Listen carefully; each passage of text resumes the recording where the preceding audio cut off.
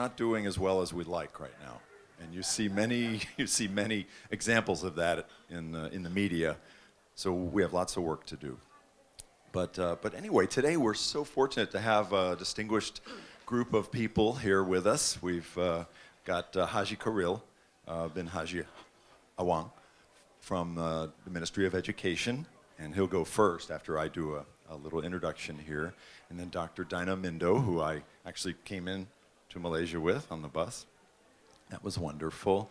And then Ms. Catherine Lockman. She goes by Kat, and she is with the Global Peace Foundation. And so what we're going to do is probably close the doors in the back first.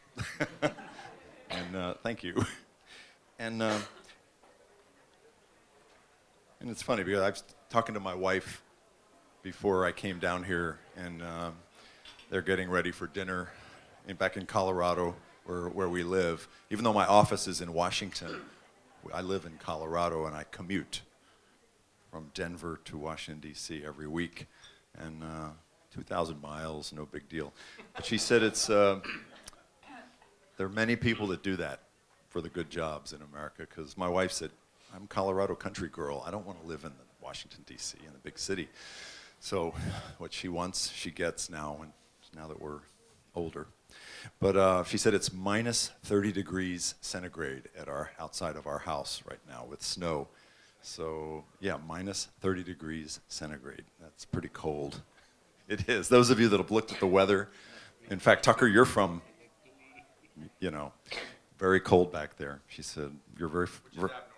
Yeah, it's not normally this cold. It's cold, but it's not this cold. But anyway, it's very cold right now. But anyway, so I'm glad to be here, not just because it's warm, but the people have warm hearts. It's friendly, and it's just wonderful to be here. And the best thing of all is to be with kindred spirits like you, because we all care about peace. We care about, even though children are only 25% of our population, they're 100% of our future. And we care about our children, and we care about the kind of citizens they become, because all of us will be rocking on the porch on a chair, and they'll be running the show. I know it's a little scary, but we have a lot of work to do. But as far as schools and transforming schools, and what can we as educators and teachers and administrators, what can we do to create the kind of environment in our schools where children can grow up to be these citizens that we want as our neighbors, that we want to be our doctors, that we want to be our airline pilots, that we want to be our business women and men. And it starts at school. I mean, it really starts at home when they're babies, but then the parents share that responsibility, that sacred responsibility with teachers. So we're going to talk about schools and teachers. And what my organization has done, we have the 11 principles of effective character education, and I'm just the B student, but I know who all the A students are, and we brought them together, and they came up with all these 11 principles, and they're the best and brightest scholars in America. And I'll just share some of the things before we go on to the others here. The 11 principles. Number 1, promotes the right kind of core values, and I think that whatever school or community you go into and ask, what do we really care about here? What kind of child do we want when they're finished our school? Generally, no matter where we go in the world, we'll come up with a very similar list. People that treat each other with respect and take responsibility for their action, which means they're trying to get better every day. Even if they make a mistake, they will try to get better. They're not going to give up. They want to serve others. They have integrity. They try to, if you ask them a question, they owe you the truthful answer. And they have discipline, personal discipline. They're compassionate, they're caring. We could make a list of 50 descriptors of what we'd like them to become. And I bet you we'd come up with a very similar list no matter what country we're in. That's number 1. Number 2, defines character to include thinking, feeling, and doing. Thinking, feeling, and doing. Yeah, I remember there was an old guy named Aristotle that I learned. He said, oh yeah, you have to know what's right, and then you actually have to do it. But you can't do it because somebody has a gun to your head. You actually have to want to do the right thing. That's how you get credit for being a good person. And then you have to do it over and over and over again till you become famous for being a truth teller or a respectful person or whatever it is you're doing. So that's, I think, the goal. Number 3 is we use a comprehensive approach. And comprehensive is that everywhere these young people go, everywhere, the bus, the sports field after school, the custodian, the principal, the teacher, everyone, the librarian is helping them become good people. So it's not just, I get it from my teacher, and then they go over here and somebody's doing bad things and encouraging bad things. Everywhere they go, they're running into these people. So it's comprehensive, and it's across the curriculum. So they're not just getting it in one class. Even in math, I used to tell my math teachers, just look at the newspaper. Every morning, there's something about citizenship and character. And just hey, what do you think of this? What's your idea on this? What do you think we should do with this person? It's usually a politician or somebody in charge of a multinational corporation that's doing something bad. Young man, you're going to be this CEO. You're going to be the president someday. What are you going to do? Make them think and walk them through it. That's a comprehensive approach. Create a caring community. And that's all part of this. Number 5, provide students with opportunity for moral action. And this is service learning, community service, where they're serving others that are less fortunate. And sometimes just doing things to clean up their local community. I think it's wonderful when they have, we call it skin in the game, and they're picking up trash or whatever they're doing. They're helping their own community. Number 6, offers a meaningful and challenging academic curriculum. Of course, we want the ultimate goal. We want good people. We want smart and good students. So smart, we have to have the high academic standards. But if they're doing these other things and they're taking responsibility for their own academic development, they'll do their homework, they'll help others, they'll be inquisitive, all the things we want them to be, especially if they're in a safe, caring, trusting environment. That's where the best things happen. And we, in our Character Education Partnership, we have examples all over our country. And in fact, we put them in a magazine every year, and they're the National Schools of Character. If you ever want some of our best stories, they're in this magazine, and I can send it to you if you give me your email or card. I could give you electronic version, or I could even mail you that version. And let's see, number 7, fosters student self-motivation. And I know that's hard with some students that aren't self-starters, or they're discouraged, or they've been abused, or they don't have the right food before they come to school, and they're not in the mood to learn and think and be nice. So we have to look at how we can help them to become self-motivated. 8, engage the staff as a learning community. So important. And when I would come back to school with all my teachers, I would have 500 in a room, and I'd say, okay, this is a team. It's not just me. I'm just the conductor of the orchestra. You're the concert pianist who's going to be there with this and produce the beautiful music in this student. And so what I want you to do is help them know that you care. So that's really important. Fosters shared leadership. That's number 9. In other words, all the grade levels, the grade level leaders and the principals and the school leaders, they're all involved in creating this kind of environment and how we go. They're doing professional development.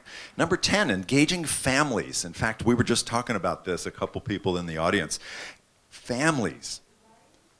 Really, the mother and the father, sometimes grandparents, are the primary educators of these children's character.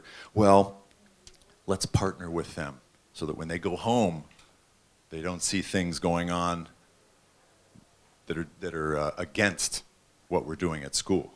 And the last one, number 11, assesses the culture and climate of the school. And I know it's difficult to measure character. It's so much easier to measure math and science and English. How do we measure their heart? But there are instruments. There's metrics, and there's data, and I can put you in touch with people if you don't have access to that. We have the National School Climate Center in New York City, run by Dr. Jonathan Cohen. We've got Dr. Matthew Davidson in the State University of New York. We've got Dr. Marvin Berkowitz at the University of Missouri in St. Louis. And I'm happy to connect you, and they can get you these instruments if you want to measure how you're doing, because someday your boss is going to say, hey, show me the numbers.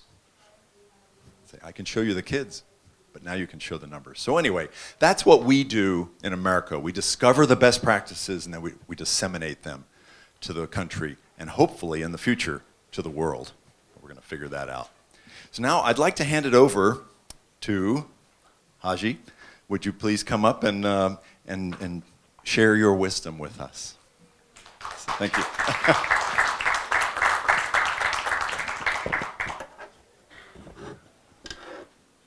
Thank you, Mark. Dr. Dinah, Catherine, ladies and gentlemen, first and foremost, on behalf of the Malaysian government, for the first timers to come to Malaysia, welcome to Malaysia. Okay, land of peace, and I'm more feeling secured, like Mark say, being among of lovers of peace. Before I proceed with the presentation, how long do I have, Mark? 15 minutes. Okay. Plus or minus. I'll take the minus. Minus? Okay.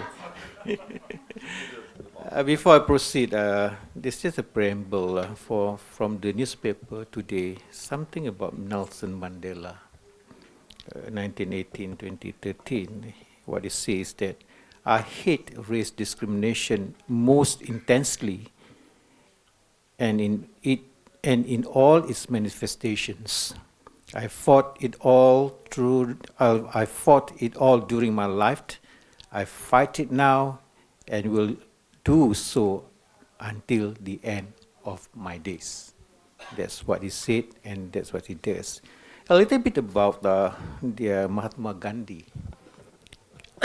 7 dangers of human virtue. Wealth without work. You get wealth without working. Pleasure without conscience. Knowledge without character. Business without ethics. Science without humanity. Religion without sacrifice. Politics without principle. And one of our distinguished guests from our seminar recently, he added another one, education without heart or soul. I then proceed to what our most honorable Prime Minister, Datuk Sri Najib Tun Razak, said about peace.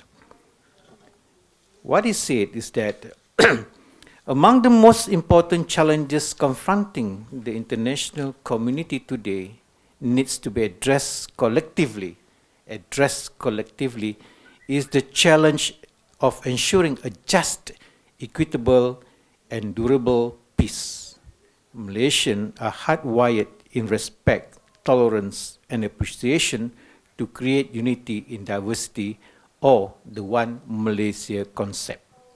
And this is what our most honorable Prime Minister said about peace.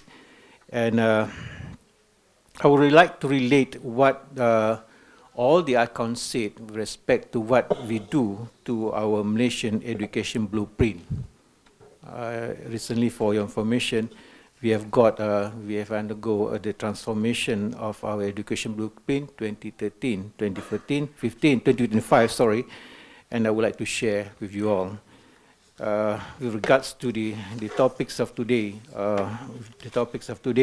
teachers and principal professional leadership development for character and creativity. I'm the director of the Institute Ahmadiyya Baki. This institute deals with giving courses for the leadership administration to our education officers. So I started with saying that this blueprint comes from various dialogues and memorandums. If you look at the slide there, from 124 memorandums, 20 roundtables, 16 town halls, 14 states, we go to 14 states all over Malaysia, 5 student forums, 7,039 recommendations from 11,800 principals, and so forth, so forth. What I'm trying to say is that this blueprint is the one of the public. It doesn't come up from one particular political figures, it comes up from the public. This is the ones of the public.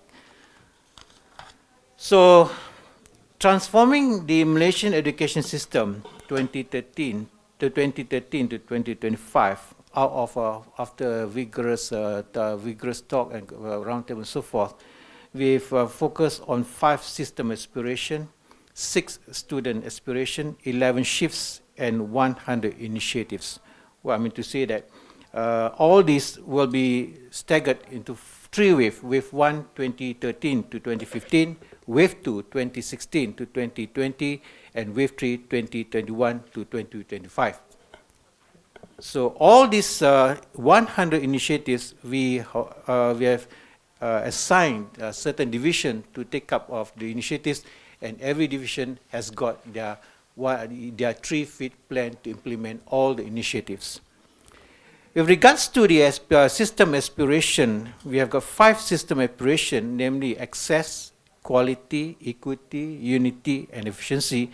But I'll be more focused on the equity and unity with regards to the topics given to me. When you talk about equity and unity, Mark, can you please signal me when you want me to stop, please, Mark? Oh, please. Oh.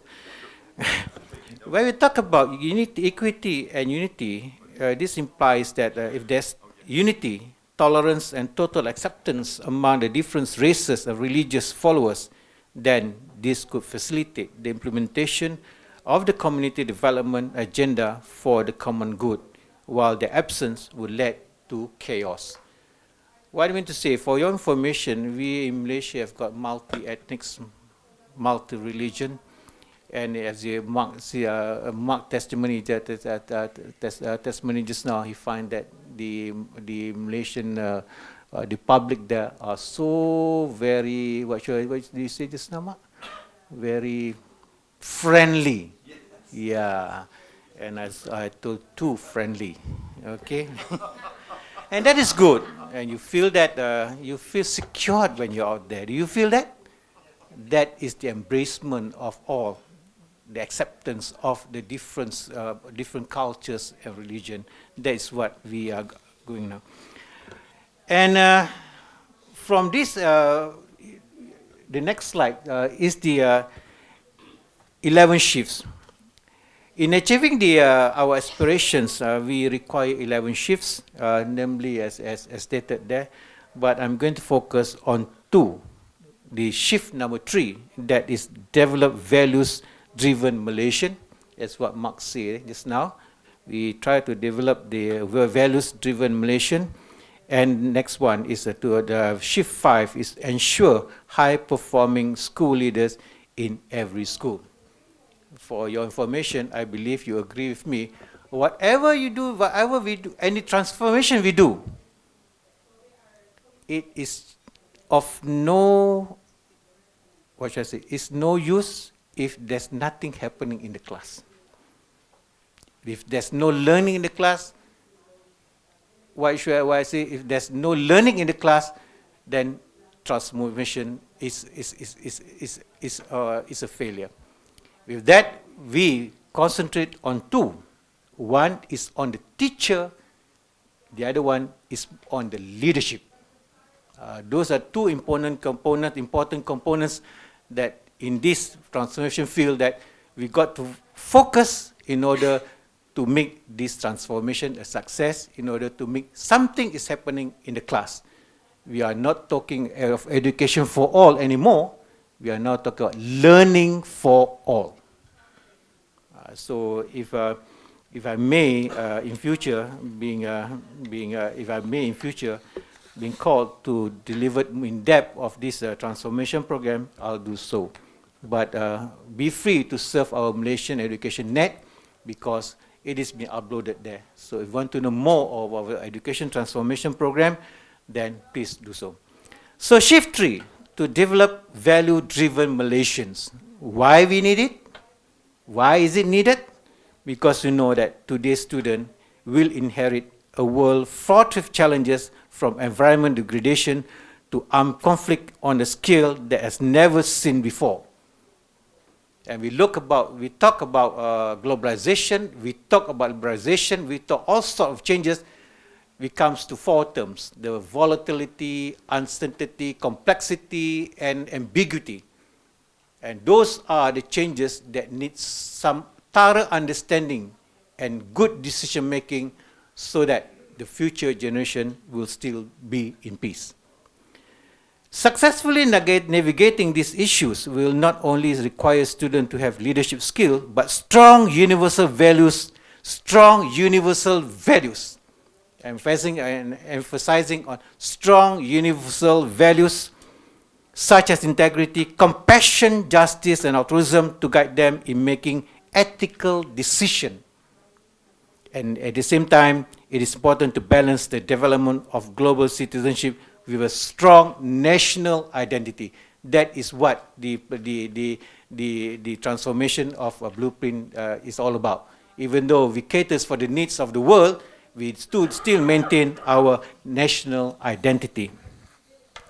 What will success looks like by the end of 2025, through the 11 shifts, 3 waves, and 100 initiatives? What we hope for this shift tree to look like is that every student leaves school as a global citizen, imbued with core universal values and strong Malaysian identity. The values they have learned are applied in their day-to-day lives, leading to more civic behavior such as an increase in volunteerism, a willingness to embrace peoples of other nationalities, religion, and ethnicities, and a reduction in corruption and crime. Every student also leaves schools prepared to act as leaders, whether in their own lives and families or as part of a broader community and nation. That is the vision that we have in the transformation of our education system through the blueprint. And we have got identified 3 initiatives, enhancement of 3 initiatives with respect to achieving these objectives of Shift 3. One is to enhance Islamic and moral education with greater focus on unity and fostering stronger bonds among students. As you're aware, that Malaysia, as I said just now, multilingual, multi-ethnic, multi-religion, and all this got to be bound at the early age, so that the acceptance, not only acceptance, but embracement of the difference can be fostered at the early age. And I believe that I am the testimony of the previous education system, whereby I study with peoples from all sorts of life, Chinese, Indian, Malays, and others, and to the extent that informally I learned Chinese from them. Okay, I learned Chinese not to going for courses or what, but through the understanding, through the interaction, I learned Chinese from them. Secondly, is to develop a student holistically by reinforcing the requirement for every student to participate in one sport, one club, and one uniform body. Every school, every student have to participate in one sport, one club, and one uniform body. So with that, we feel that we are sure that they will group together, the different race group together and interact together, and hopefully, inshallah, the understanding of different races, and it will be much more better. And enhance, the third one is to enhance and scale up remote from 216 to facilitate interaction across school types. REMOVE is Rancangan Integrasi untuk Perpaduan Murid. That is the short form of REMOVE, meaning that we have got program, and this program, we call all the students from different race and ethnics to be together. Okay? And as you know, we got many schools. We got Chinese school, Tamil school, Malay school, and other school, private school and international school. So with this program, we hope that the integration of the different ethnics can be achieved. Shift 5. Shift 5 is something to do very close to us in IAB, Institute Amrin Baki. I say that Institute Amrin Baki is the institution to train personnel from Ministry of Education, specifically the principal and headmasters. And we do carry out a lot of CPDs, Even the differentiated CPD meaning that from the appraisal, we categorize the performance of the principal and head teachers, and each performance needs different sort of models for improvement. We give that so that we'll move to another level. So what IB is doing now is that we try to create, through the Shift 5, we try to create high-performing principal.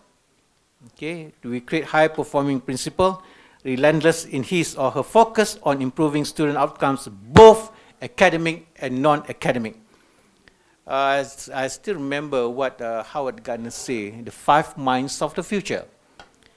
The 5 minds of the future are one is the disciplined mind, the synthesizing mind, the creative mind, the ethical mind, and the respectful mind. The first three are tangible, you can measure, but the third and the fourth, the fourth and the fifth are intangible.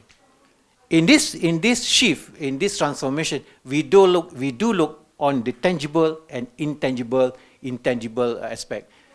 If we look at the world is moving now from previously from agricultural society to industrial to knowledge intensive human capital.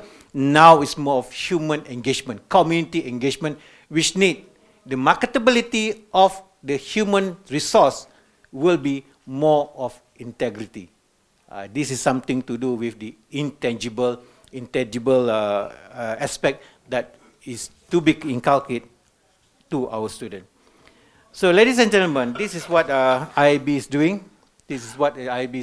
I would like to emphasize on the ASEAN, CMIO, ASEAN, G15, ISESCO, UNESCO, IEP, MTCP, and TRAC. IIB is not only focusing on the locals, but also we give training to foreign countries. Recently, we had the MTCP, Malaysian Technical Joint Program, Cooperation Program, which involved the South country, plus we call from Bosnia-Herzegovina, from Tunisia, from where else? Vietnam, Cambodia, Laos, and so forth. But what we receive, Mr. Jurab and Dr.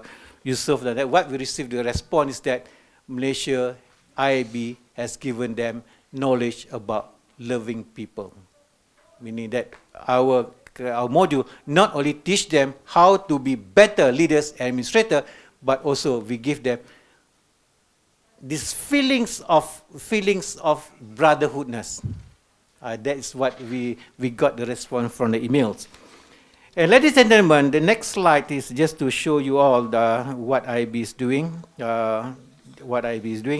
And I feel that I should stop here, giving more time, ample time to our next guest. It's just that what I'm trying to do now is that I've explained to you that we, in the transformation of education of system, do look into the perspective of global peace, in line with what the most honorable Prime Minister has already said, and in line to the needs of the world. And we pray with this blueprint and the engagement and the proper execution, planned execution, we do believe that we achieve our objective. Thank you very much.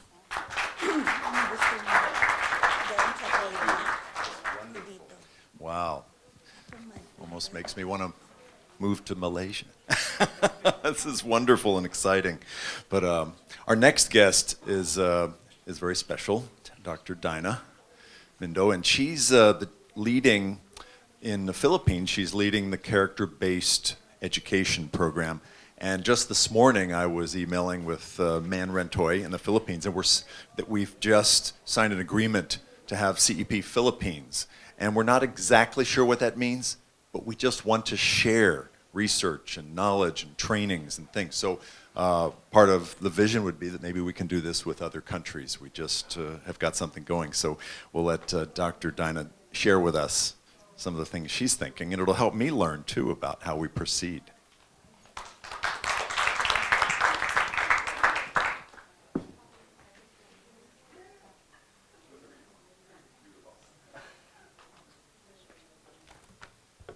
Thank you very much, Mark. Good morning. I'm going to share to you what we're doing in the Philippines in terms of teachers and principals, leadership development, professional development. And may I start by giving you some statistics in terms of how many schools, elementary and secondary, we have in the Philippines.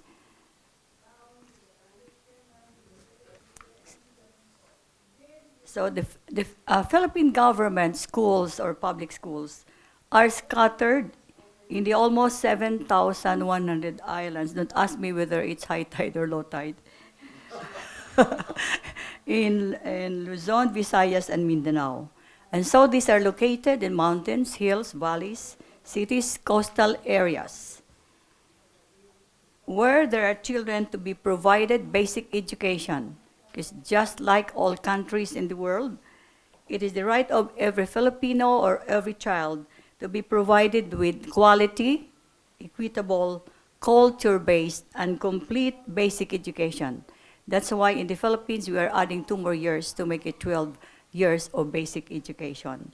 So for school year 2013 to 2014, we have 137 elementary schools, 12,670 secondary schools, or a total of 68,807 elementary and secondary schools, and that would mean that we have the same number of school heads and principals in all these elementary and secondary schools. But we are not starting from top, we are starting from the bottom.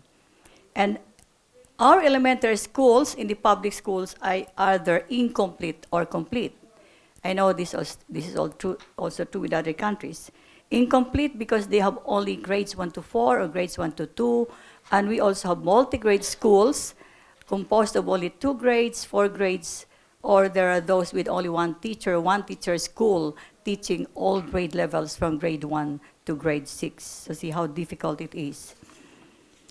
And since we're talking about professional leadership development programs, there are generally 2 types of these development programs for teachers, and they are staff development.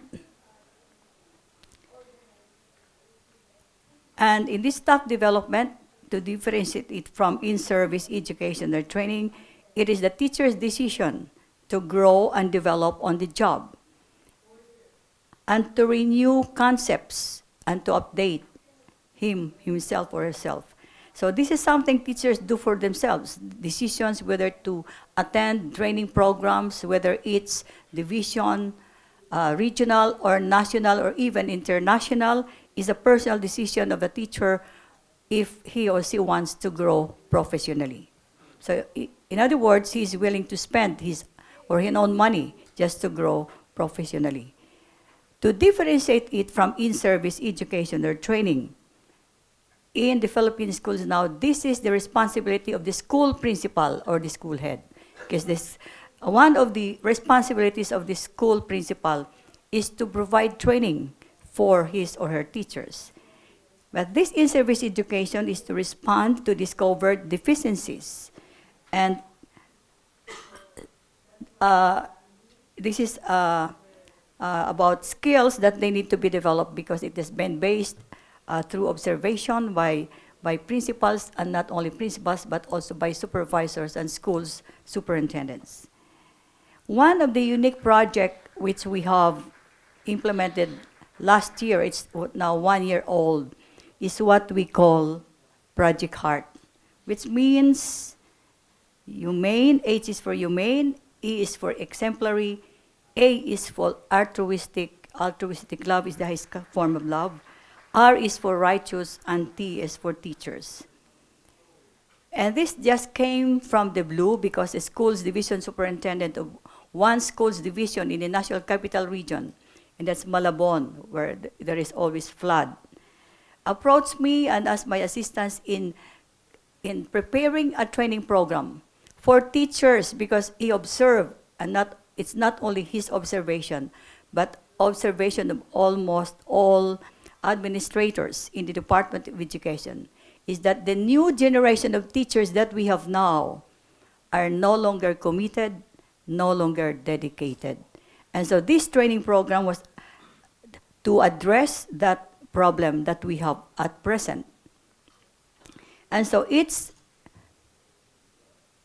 is the background, that teaching most importantly requires self-sacrifice, commitment, and love for children. And these are the exact words of our current secretary, Armin Luestro, when he talked to the teachers in one of his fora. Because there are many training programs which we are being conducted by the department, whether it's in the district level, division, regional, or national, and they are all focused on updating teachers' competencies in teaching and updating them on content.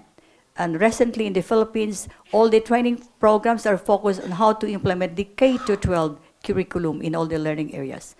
But we don't have any training focus on values formation of teachers. So this training program, which I consider to be in-service training because it is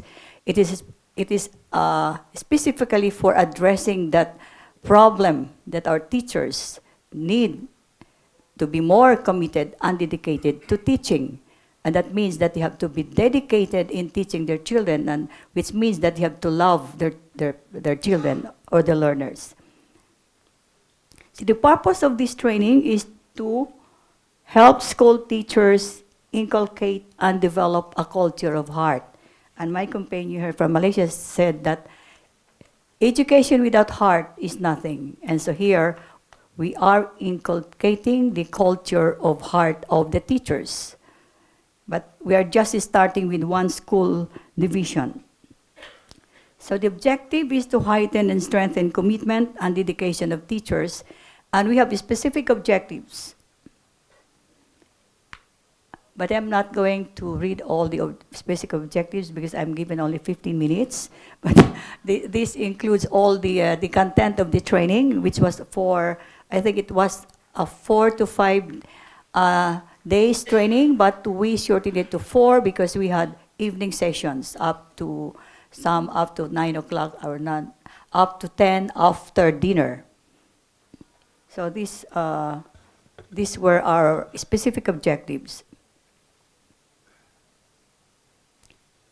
So it's a 5-day live-in training using adult learning or experiential learning. The use of the 4 A's.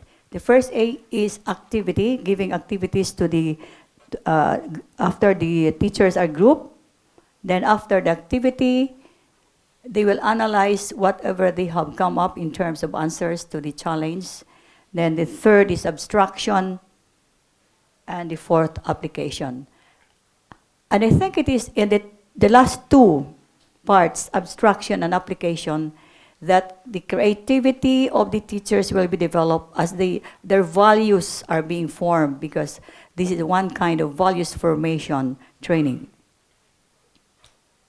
So these are some of the photos. We have photos online, and maybe you can, you have our website, the Global Peace Philippines Project Heart. So you will see that the teachers are being grouped. They are given challenges. So there are still groups of teachers. This is one of the facilitators. So still examples of what the teachers did.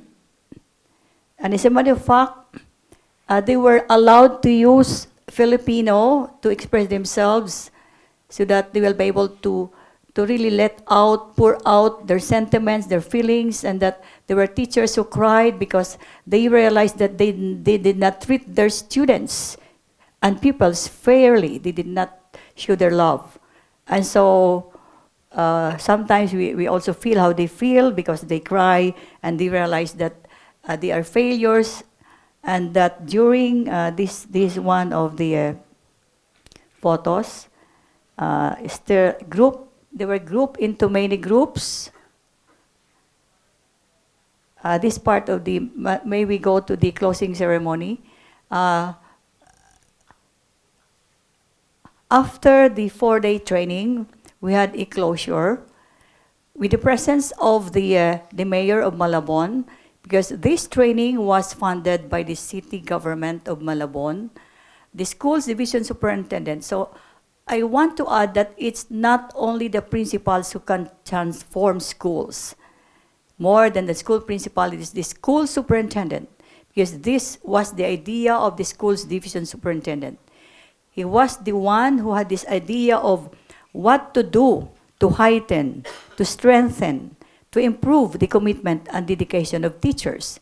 Because as mentioned by Dr. Tony Divine, that teachers are the most important factor in character education. And so we included their teachers must be exemplary. They must be model in terms of what values and character traits they want their learners to learn and to internalize, and that they must be applied. That's why in the work text that we are preparing, I'm just inserting this, in Filipino, we say application is isagawa, isabuhay. They have to live it every day in their lives. So we have portioned the last parts of our work text we're preparing is isagawa, isabuhay. And then looking beyond what they can do to extend what they learned in classrooms to the community. Because we believe that if the community, through the school governing council of its elementary and secondary schools in the public schools, will help build the children in the future, these children will build their respective communities. And that's what we are now implementing in most of the schools in the Philippines, public, elementary, and secondary schools. That's why we are partnering with CAP in the Philippines, because Mr. Rentoy is working in the university. Because we feel that it must not only focus on basic education from kinder to grade 12, but then it must be continued in college. That's why we're very happy that one of the professors of PUP and UP, I don't know whether they're here, they are approaching me to help them what to do, because in college, they don't have values education anymore if they are not majoring in values education or if they are not taking education. And so our plan is to link first with teacher training institutions, because they are the ones producing the future teachers. And these teachers who will be hired by the Department of Education must be value-laden, because they cannot teach what they don't have. They cannot teach character education and values education if they are not models of good character and values. So we believe strongly in that, because so even if I'm retired, I'm offering myself to Global Peace Foundation Philippines. I want to retire after 6 years working with them, but then I have not yet developed somebody who will take my place. So may I end up with giving you one more new concept that we're having in school-based management in public schools, and this is the professional learning community. It's a learning community composed of teachers in school, the principals, and for high schools, we have support staff, and also officers of the school governing council, the parents, the retirees, the alumni, and then all those external stakeholders of education in the community. They will form a learning group, and they will learn together and continuously improve personally and professionally.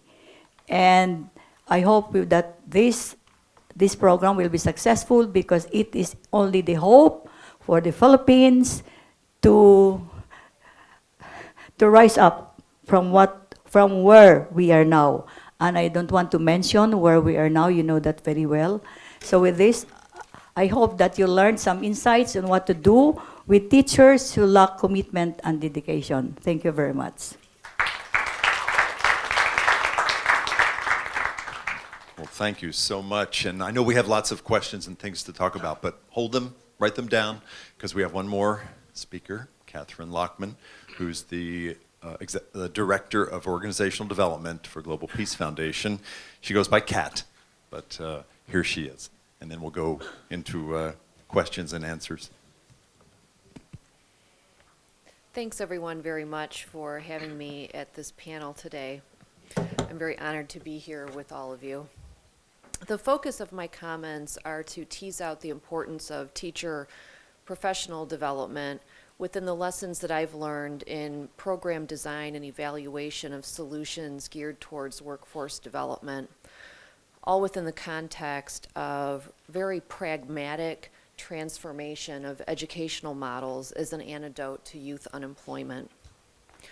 I won't go on about the challenge of youth unemployment because I know in this room today we're all aware of the staggering statistics and how much the urgency of this crisis translates into difficult and sometimes even violent social conflicts and challenges. I personally see the antidote to that kind of conflict and violence in the promise of educating and empowering youth. And I think that that's how we together can build peace and shared success in the next generation. So first, I suggest to you that we look at the educational system for what it truly is. It's workforce development. And that applies to a traditional model of primary, secondary, and university education, and also to job training and vocational education programs. In all of these approaches, the ultimate goal is to enable students to become contributing citizens by joining the workforce and enjoying a productive life. We all want that, whether we are employees or business owners. We all want to be productive. And character education helps us to do just that by recognizing and validating that education systems need to empower students beyond academic achievement, and that we must transcend valuing education based only on test scores. What often goes underfunded or underappreciated is how much we need to empower teachers. Teachers around the world, from young students in teaching colleges, in teacher education programs, who are at the beginning of their careers, as well as those who have already spent years in the classrooms. They need the resources and the validation to teach skills beyond test preparation, and for themselves not to be constrained only to teach to a test. Teaching to tests has stripped students of too many opportunities to shine and shuts out youth who need to develop skills beyond academic performance to finding success. And as a consequence, sometimes not being able to find or retain jobs, because that is a response to employer needs. I'm going to speak a little bit from my personal experience in the field, both in the U.S. as a program design and evaluation expert, and also in international education program development. And I'll share a couple quick case studies with you, and also a hot new idea about pop-up schools that are getting a lot of attention right now.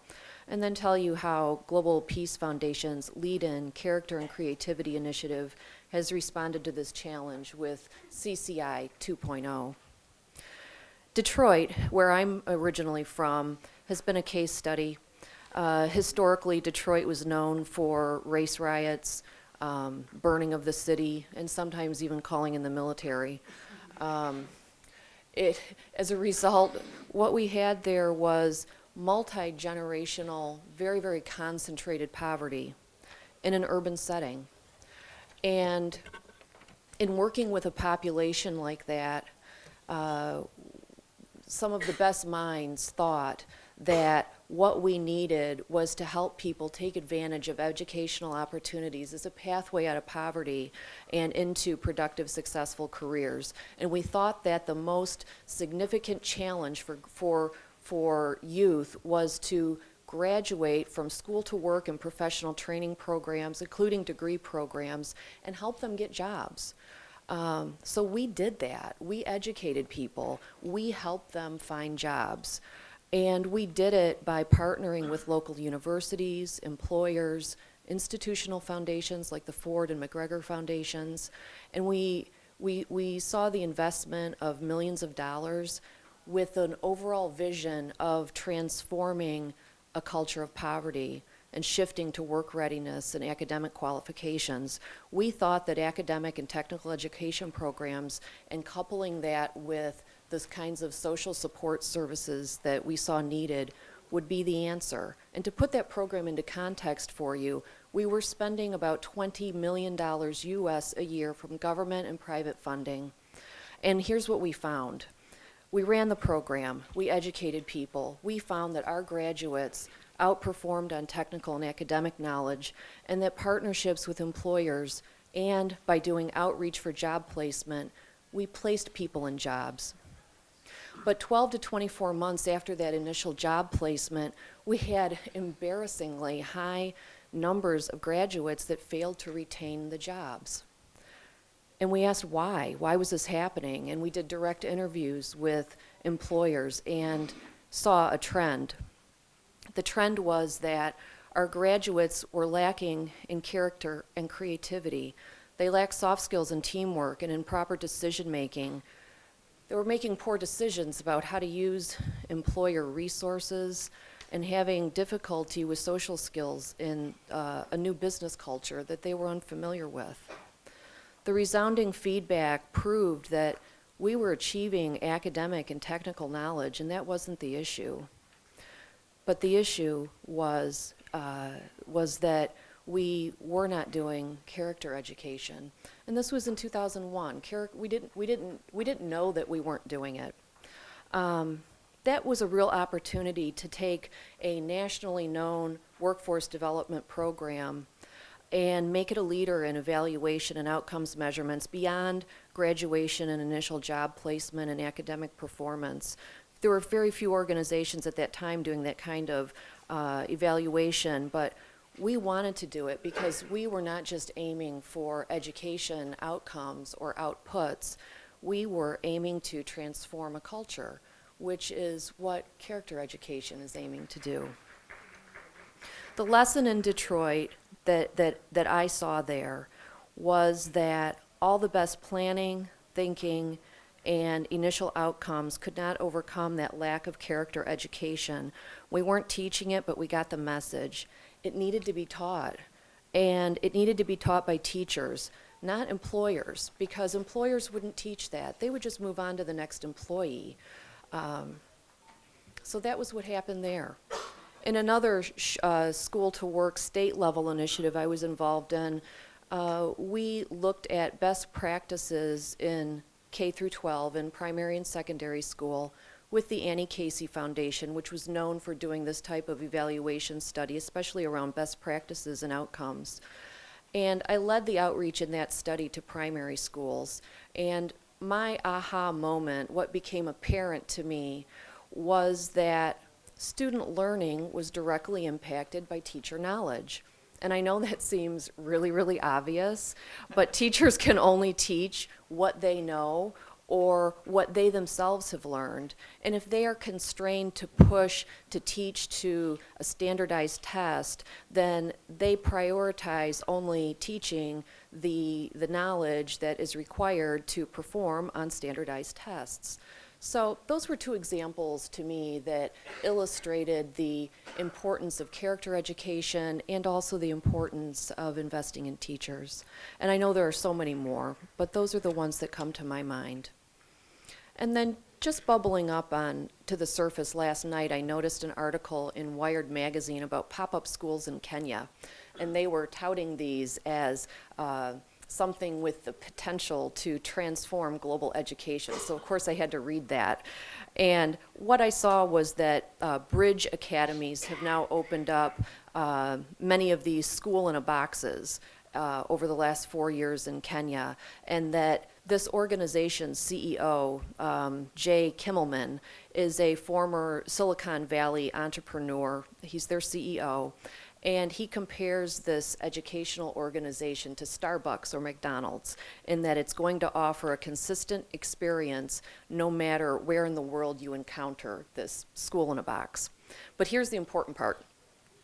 They invested $15 million prior to starting these really, really low-tech schools. They're not fancy. They're in corrugated metal buildings with a plywood frame, and there's no fancy technology at all, often even not electricity. Many of them are in rural areas. But they brought Bill Gates on board as an investor and other venture capitalists, and $15 million is a lot of money to spend on R&D for piloting a new school program, just in the R&D, not even in physical structure or technology. And I, of course, wanted to know what they spent the $15 million on. And the answer was that the majority, a huge piece of the money, was on teacher training and teaching best practices to teachers. And they went on a lot about moving from rote memorization and regurgitation to adaptive learning. And that, to me, just that focus on teacher education was really amazing. And the reason I point this out to you is because we are not the only people saying invest in teachers. It's crucial. It's more than a computer. It's more important than the fancy building. It's the core of transforming the model of education that we know. I've worked alongside Dr. Tony Devine to put teachers at the forefront of the Global Peace Foundation's Lead in Character and Creativity Initiative program development, as we've worked to scale that up to CCI 2.0. This is a program that I know many of you are familiar with, having gone to the summit earlier this week. I personally think that we have demonstrated the kind of global leadership in pioneering a new intervention to address a core issue, which is youth readiness for employment, one that transcends grade point averages, to include character competencies and creativity. And I know we're running out of time, so I'm just going to zoom up to what I think is most important about CCI 2.0. It is the 4 programmatic pillars that we've developed and are implementing broadly. And they are, the first being the obvious 5-year plan for school expansion and onboarding of the program, with new schools tiered for investment. Number 2 being teaching best practices from the global education movement to local teachers, just like this social innovation model of school in a boxes. I don't know that we're spending $15 million to teach the best practices in the R&D phase, but teaching them is a priority. And also in best practices, monitoring what's happening inside the classroom to see the number of teachers in the program and who's implementing the best practices from our global knowledge base, and also sharing their own local best practices throughout our global network. The third pillar is an incredibly robust teacher training and professional development program. This is a core expense and a really multi-layered aspect of the program, and in every country that we will implement in, that teacher training is a really big chunk of the budget. It starts out with engaging university-level teaching colleges and training some of their professors in character and creativity, and also engaging college students in teaching the program. We then move to placing those future teachers as interns in participating schools, and also investing in the professional development of current teachers, both in larger conference-style training sessions like we saw here in the Philippines, and in ongoing in-school professional development, along with continued cultivation and outreach from our professional staff to the schools. This is a really significant ongoing investment. It's not something where we just parachute in, do a training, and then leave. It's ongoing because it's that significant to us, and we see it as that big of a piece of the model of transformation.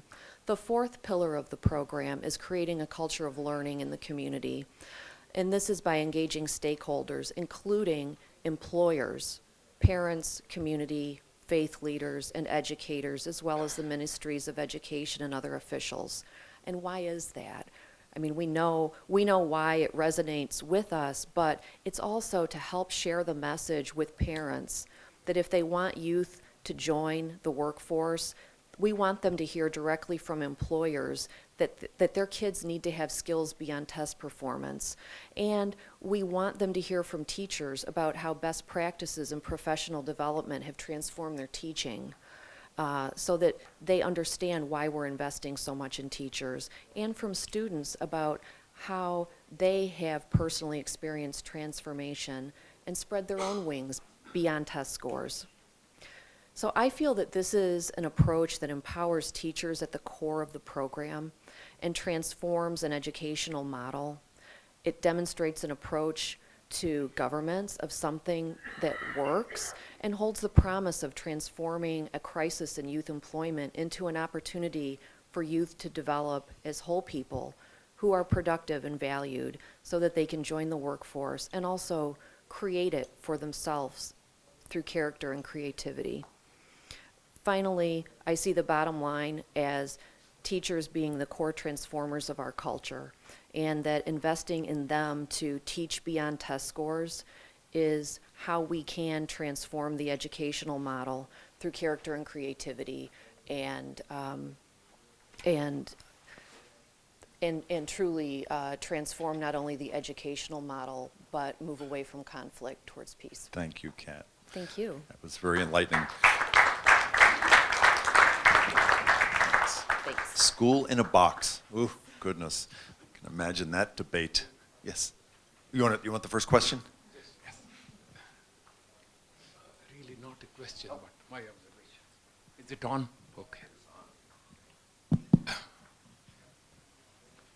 Ladies and gentlemen, we have had educative discourses this morning from the panelists with a focus on moral transformation of the students.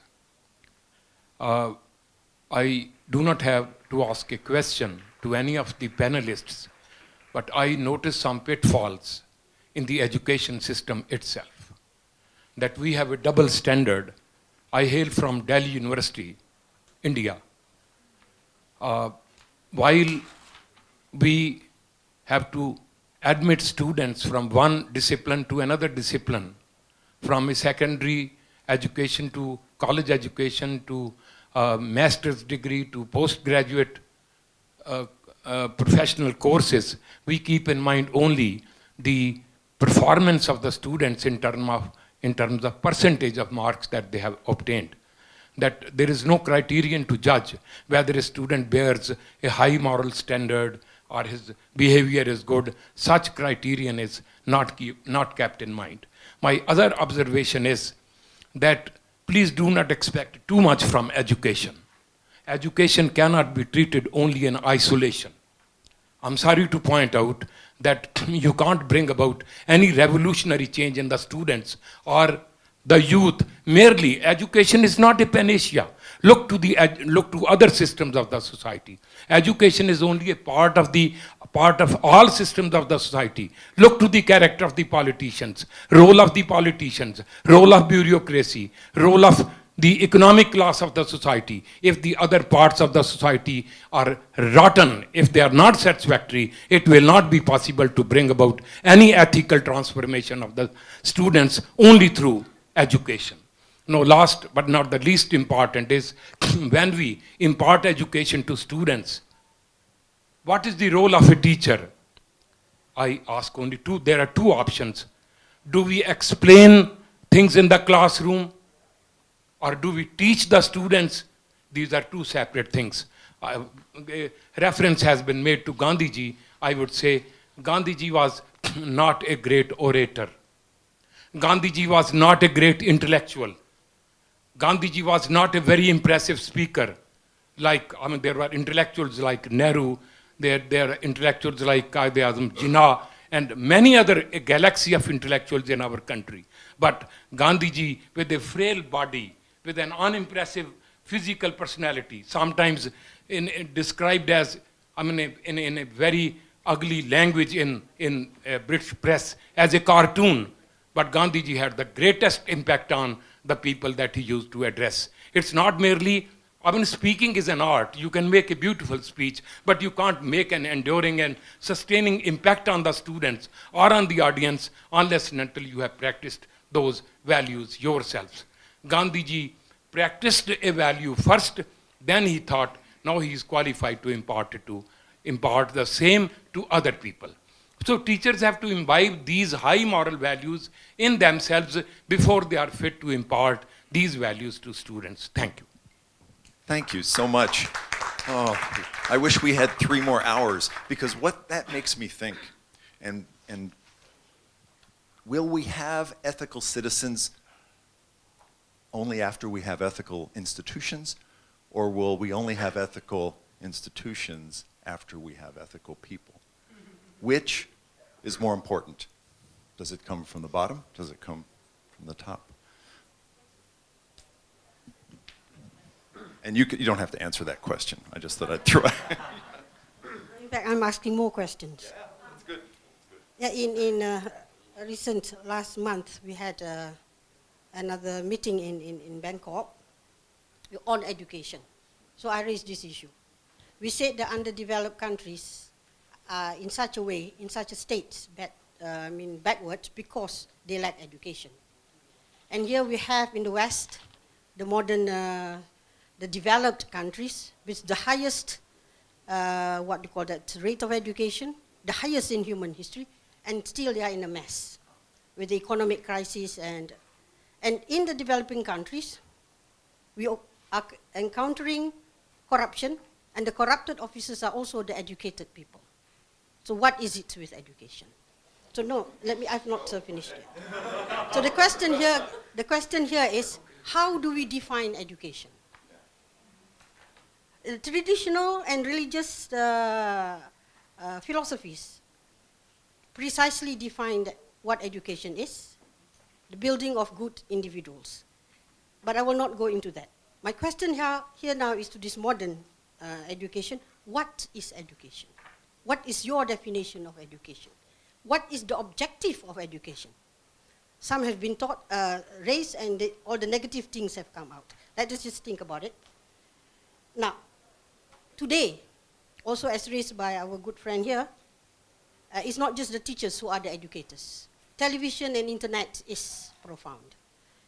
So how do we address this?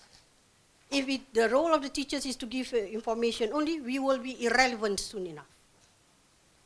My understanding is that educators must teach, must educate people to think and to feel and to understand. That is the role. The next one, I have one more last one. One more last one. To the Malaysian representative, it's a very good one, but I'm just concerned. If we have 15 years sort of plan, I'm nervous. Within 2 years, things have changed. And I'm sure they are alert enough to this, and that along the way, changes has to be made. Otherwise, we will be once again irrelevant. Thank you very much. I'll pretend that I'm Tony Devine now, and I'll say, how do we fix this? Do we start at the bottom? Do we start at the top? Maybe Nelson Mandela, we need more heroes. I don't know. What is it? Or is it, who can fix this? Maybe, yes. Good morning. I appreciate the efforts of the Global Peace Foundation to introduce character and creativity, because it is not the question of body. It is not the question of your appearance. It is a question of your mind. It is a question of your thoughts, which inspires people. And inspiring people, you need a mind as a project heart. Either you can lead through heart, you can lead through wisdom, you can lead through mind. For that, you need inner guidance, spiritual intelligence. For that, intuition and creativity comes from your inner power. No matter whether you are physically strong or weak, no matter whether you are PhD or not, but if you are leading people, Nelson Mandela has led not only South Africa, but he led whole world through service and humanity. I was in Zambia, and Kenneth Kaunda president, he was living in poverty, and he gave the free education to all his citizens because they were in poor. So leading the country, not through the creativity, character education, value system, that is the main thing. Thank you. Wonderful. I know we have a few more people. Someone's going to tell us how to fix this. Good morning. I'm Mazuki from Malaysia. First of all, I would like to thank our esteemed speaker just now. The first one you mentioned, your second point just gave me a sense of relief, because in developing a child, it is a systemic issue. It is not one thing. However, our focus today is education in this room, because other issues come in, political issues, social issues, and all that.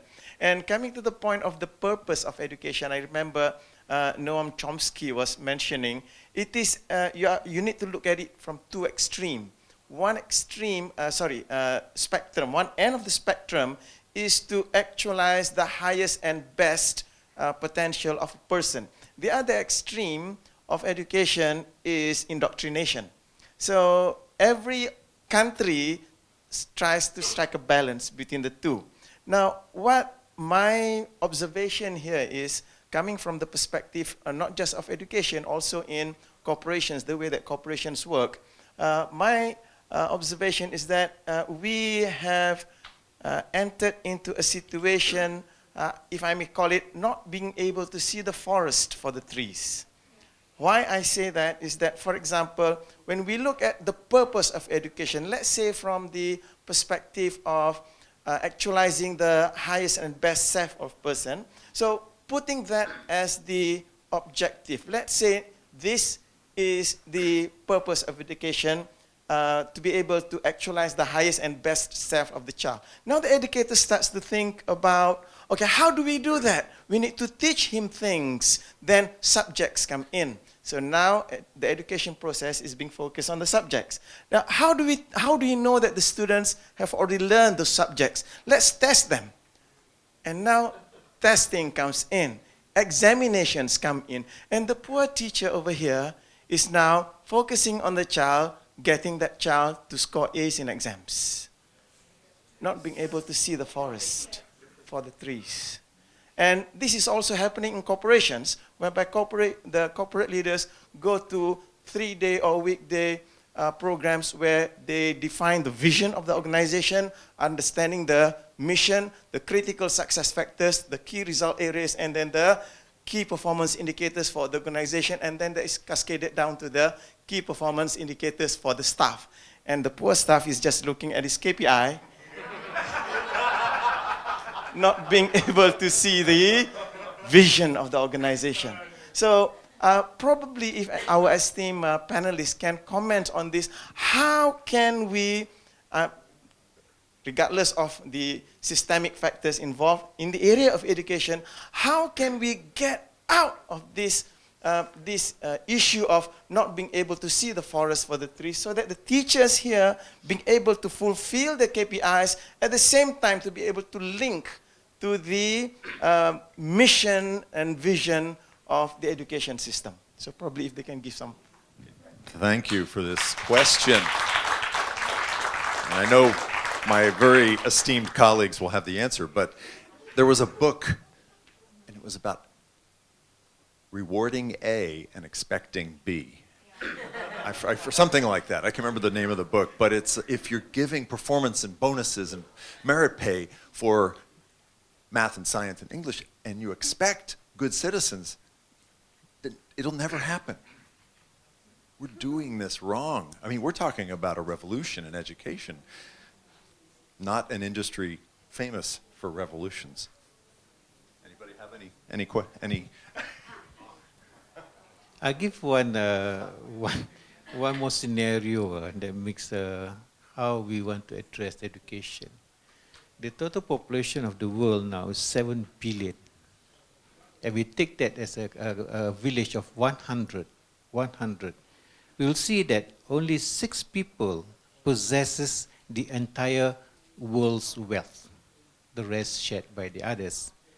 And we see that only 7 have computers, only 5 have internet connection, 93 having none. We talk about literacy. 86 adults can read, 14 cannot read. we talk about language, every 14 days, one language dies. 7 speak English, 93 doesn't speak other language. When we talk about hygiene, 47 have no basic sanitation. When we talk about water, 18 have no improved water resource. When we talk about health, 14 suffer from hunger and malnutrition, 15 overweight, and 1 dying of starvation. How can education address these issues? When we talk about education, let's say the discourse of education comes into to mind.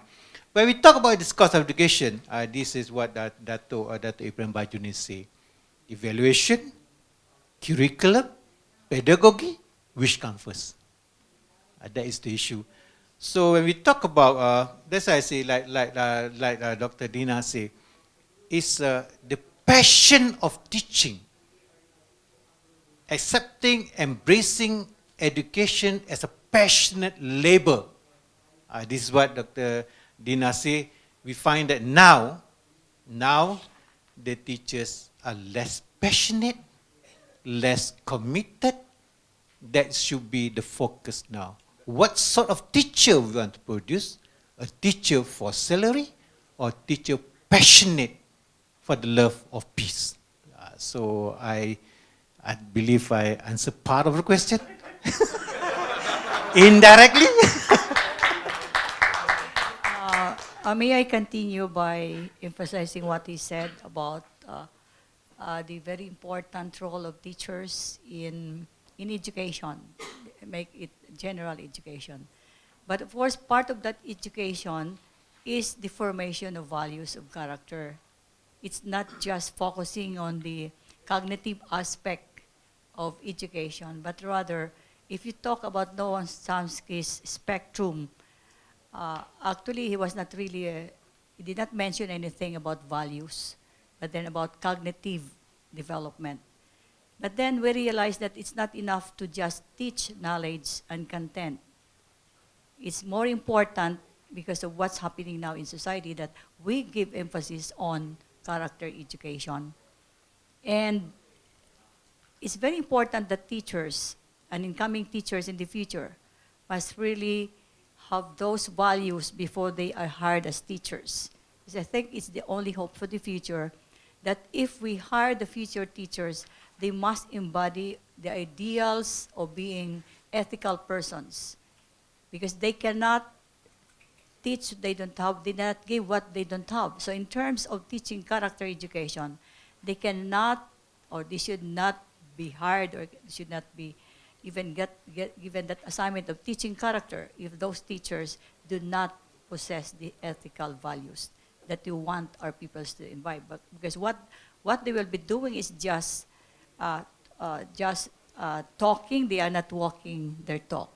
So they must first of all become models of values that they are teaching. And because what the lady said is education in general, I know that I agree with her, that we are now in a world where we really don't know what decision to give.